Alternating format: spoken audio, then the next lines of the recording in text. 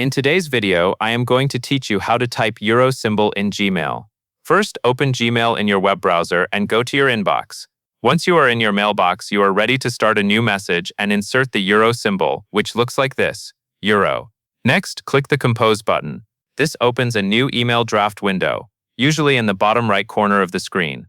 Take a moment to click inside the message body where you want the symbol to appear. If you already have text typed out, you can place your cursor exactly between words.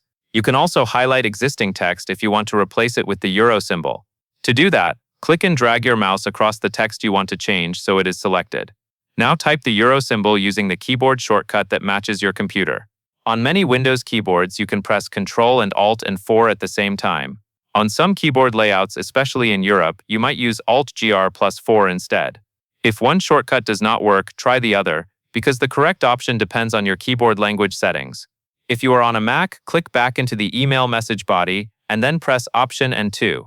On some Mac keyboard layouts, you may need Option, Shift, and 2.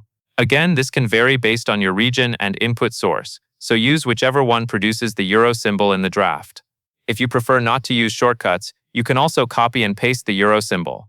Simply copy this character, euro, and then paste it into your Gmail message where your cursor is placed. There is one more Windows option that can help if you have a numeric keypad. Hold down the Alt key and type 0128 on the numeric keypad. Then release Alt, and the euro symbol should appear.